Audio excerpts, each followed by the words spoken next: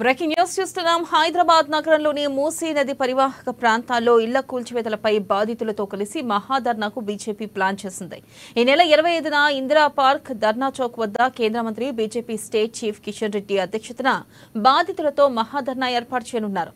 ఇవాళ రేపు మూసీ బాధిత పరివాహక ప్రాంతాల్లో వారు పర్యటించనున్నారు. ఇందులో భాగంగా బీజేపీ 9 బృందాలను ఏర్పాటు చేసింది. ఈ బృందాల పర్యటనలో బాధితులకు భరోసా కల్పించనున్నారు.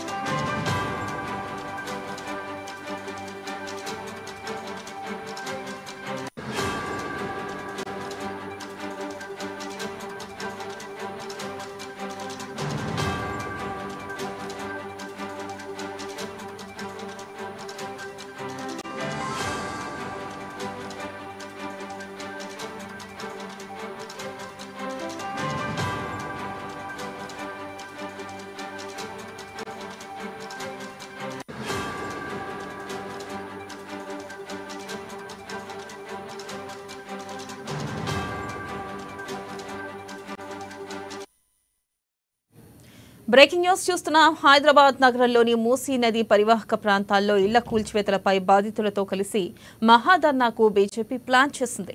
ఇక ఈ నెల 25న ఇందిరా పార్క్ ధర్నా చౌక్ వద్ద కేంద్ర మంత్రి BJP state chief Kishan Reddy అధ్యక్షతన బాధితులతో మహాధర్నా ఏర్పాటు చేయనున్నారు. ఇక ఇవాళ రేపు మూసీ బాధిత పరివాహక ప్రాంతాల్లో వారు పర్యటించనున్నారు. ఇందులో భాగంగా బీజేపీ 9 బృందాలను ఏర్పాటు చేసింది. ఈ బృందాలు పర్యటనలో బాధితులకు భరోసాను కల్పించనున్నారు. తెలిపే మరింత సమాచారాన్ని మా ఇన్పుట్ ఎడిటర్ సంజయ్ అందిస్తారు. సంజయ్, ఏదైతే మూసీ ప్రక్షాళనకు సంబంధించి ప్రభుత్వం తీసుకున్న నిర్ణయానికి వ్యతిరేకంగా ఇప్పటికే మూసీ పరివాహక ప్రాంతాల్లో ఉండే నిర్వాసితులందరూ కూడా ఆందోళన వ్యక్తం చేస్తున్న పరిస్థితుల్లో వీరికి అండగా వీరికి మద్దతుగా ఏకమవుతున్న ప్రతిపక్ష పార్టీలు కావచ్చు, బీజేపీ కావచ్చు, బీఆర్ఎస్ పార్టీలు కావచ్చు, వారికి మద్దతుగా మద్దతిస్తూనే వారు ధర్నాలు చేస్తూ అదేవిధంగా ఆందోళన కార్యక్రమాలకు పెద్ద ఎత్తున ఆందోళన కార్యక్రమాలు చేపట్టేందుకు కూడా సిద్ధమవుతున్నారు. ఈ నేపథ్యంలోనే బీజేపీ ఇప్పటికే ప్రకటించడం జరిగింది, మహాధర్నా చేస్తామని చెప్పేసి బీజేపీ ప్రకటించడం జరిగింది. దీనికి తోడుగా బీఆర్ఎస్ కూడా అయితే కేటీఆర్ నేతృత్వంలోని ఒక బృందం కూడా దీని మూసీ పరివారక ప్రాంత ప్రజలు ఏదైతే నిర్వాసితులయ్యారో వారికి అండగా ఉండేందుకు కూడా వారు కూడా కార్యాచరణ సిద్ధం చేసుకుంటున్నారు. అయితే ప్రస్తుతానికి మాత్రం ఈ రోజు రేపు అంటే 2 రోజుల పాటు బీజేపీ ఒక కమిటీని ఏర్పాటు చేయడం జరిగింది. మూసీ నిర్వాసితుల కోసం ఆందోళన, వారికి మద్దతుగా ఆందోళనతో పాటు పరివారక ప్రాంతాల్లో నిర్వాసితులైన వారందరికీ కూడా, బాధితులైన వారందరికీ కూడా వారికి నష్టపరిహారంతో పాటు వారికి అదే ప్రాంతాల్లో గృహ సదుపాయాలు కావచ్చు, లేకుంటే వారికి కనీస సౌకర్యాలను కల్పించే విధంగా ప్రభుత్వం వెంటనే దిగివచ్చి వారితో చర్చించి వారికి పునరావాసాన్ని ఏర్పాటు చేసేందుకు కూడా దిగి రావాల్సిందేనంటూ బీజేపీ పట్టుబడుతుంది. ఈ నేపథ్యంలో కేంద్ర మంత్రి మనం చూసుకున్నట్టయితే ఇక్కడ ప్రధానంగా చూసుకోవచ్చు, ఆల్రెడీ ఇటు ప్రభుత్వం నష్టపరిహారం అందజేస్తామంటూ కూడా మహిళలకు కూడా 2 లక్షల రుణాలు ఇస్తామంటూ కూడా మన రీసెంట్ గా కూడా కొన్ని చెక్కుల్ని పంపిణీ చేయడం జరిగింది. ఈ నేపథ్యంలో ఎందుకని ఇటు బండి సంజయ్ గానీ లేకపోతే బీజేపీ పార్టీ నాయకులు గానీ ఎందుకు ధర్నా చేయాలనుకుంటున్నారు? అయితే వారిది కొంతమేరకు సానుకూలత ఉన్నా గానీ ఎందుకని ధర్నా చేయడానికి గల ప్రధాన అంశం ఏంటి? మూసీ ప్రక్షాళన అంశం ఈనాటిది కాదు. దాదాపు గత 2 పర్యాయాలుగా ఉన్న ప్రభుత్వం బీఆర్ఎస్ ప్రభుత్వంలో కూడా ఒకసారి దీనిపై ఒక నివేదిక తీసుకోవడం జరిగింది, ఒక కమిటీని ఏర్పాటు చేసి నివేదిక తీసుకోవడం జరిగింది. అప్పుడు కూడా ఒక మూసీ ప్రక్షాళనకు సంబంధించి కూడా మూసీ పరివారక ప్రాంతాల్లో ఉండే ఇళ్లన్నింటినీ కూడా కూల్చివేసి వాటిని మూసీ ప్రక్షాళన చేసి చేద్దామన్న ఒక ఆలోచనతోనే ఒక కమిటీని ఏర్పాటు చేసి నివేదిక తెప్పించినా కూడా గత ప్రభుత్వం దాన్ని సాధ్యపరచలేకపోయింది. అయితే కాంగ్రెస్ ప్రభుత్వం వచ్చిన తర్వాతకి కమిటీ వేసి కమిటీ అనంతరం ఏదైతే మూసీ పరివారక ప్రాంతాల్లో ఉండే గృహాలు కావచ్చు, నివాసాలన్నింటినీ కూడా కూల్చివేసి మూసీ నదిని సస్యశ్యామలం చేసేందుకు, మంచినీటిగా మార్చేందుకు ఒక ప్రణాళిక సిద్ధం చేసుకుంటూ 1 లక్ష కోట్లతో ఒక ప్రణాళికను సిద్ధం చేసేసి మూసీ పరిరక్షణ చేయాలనే ఒక నిర్ణయానికి రావడం జరిగింది. ఈ నేపథ్యంలోనే మూసీ పరివారక ప్రాంతాల్లో ఉండే నివాసాలన్నింటిని కూడా కూల్చివేయడం జరిగింది. అయితే దాదాపు 20 సంవత్సరాల నుంచి 30 సంవత్సరాలకు పైబడి మేము ఆ మూసీ పరివారక ప్రాంతాల్లో ఇళ్ల నివాసాలను కొనుగోలు చేయడంతో పాటు తమ ఆస్తుల్లో గృహాలను నిర్మించుకోవటం, అంతేకాకుండా బ్యాంకు రుణాలతో పాటు అప్పులు చేసి నివాసాలు ఏర్పాటు చేసుకున్న తర్వాతకి ఇప్పుడు ప్రభుత్వం ఒక్కసారిగా 30 సంవత్సరాలుగా మాకు పట్టా ఉన్న భూములను, ఇళ్లను కూల్చివేయటం అనేది తగదు అంటూ నిర్వాసితులందరూ కూడా, ఏదైతే బాధితులందరూ కూడా రోడ్డును పడి, అది కాకుండా పార్టీలను ఆశ్రయించడంతో పాటు కోర్టును కూడా ఆశ్రయించే పరిస్థితి ఏర్పడింది. కోర్టు కూడా మూసీ పరివారక ప్రాంతాల్లో వారికి ఏదైతే బాధ్యులు ఉన్నారో వారికి పరిహారం చెల్లించిన అనంతరమే వాటిపై నిర్ణయాలు తీసుకోవాలనంటూ కూడా కోర్టు కూడా సూచించడం, హైకోర్టు కూడా సూచించడం జరిగింది.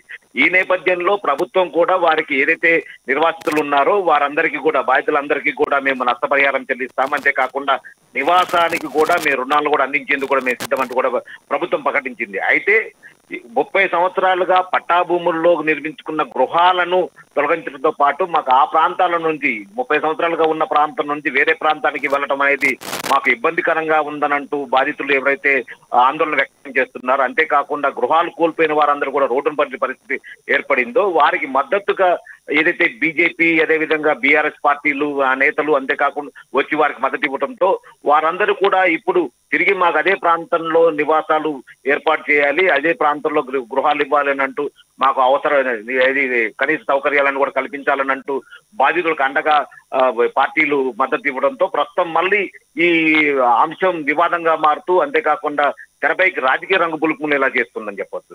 అయితే ప్రభుత్వం ఆర్థిక సహాయం చేస్తామని చెప్పినా కూడా బాధితులు ఏదైతే ఈ ప్రాంతం నుంచి బయటకు వెళ్లేందుకు మాకు నిరాకరిస్తుండటంతో పార్టీలు కూడా మద్దతిస్తుండటంతో బాధితులకి ఎటువంటి సహాయం, ఆర్థిక సహాయం చేస్తామన్నా కూడా ఆర్థిక సహాయాన్ని పొందలేని పరిస్థితుల్లో బాధితులందరూ కూడా నిరాకరిస్తున్న పరిస్థితుల్లో ప్రభుత్వం కూడా వెనుకుండిపోవటం, ఏదైతే బీజేపీ, బీఆర్ఎస్ పార్టీలకు ఒక సానుకూలంగా అది బాధితులు వారికి ఏది ఓట్ బ్యాంక్ రాజకీయాలు కావచ్చు, లేకుంటే తమ రాజకీయాలకు సానుకూలంగా మారే అంశం కావడంతో పార్టీలన్నీ కూడా ఆందోళనతో పాటు బాధితుల్ని రోడ్డు మీద తీసుకొచ్చేసి వారి డిమాండ్లను తెలియజేసే పరిస్థితి మాత్రం తీసుకొచ్చారని చెప్పుకోవచ్చు. Right Sanjay, thank you.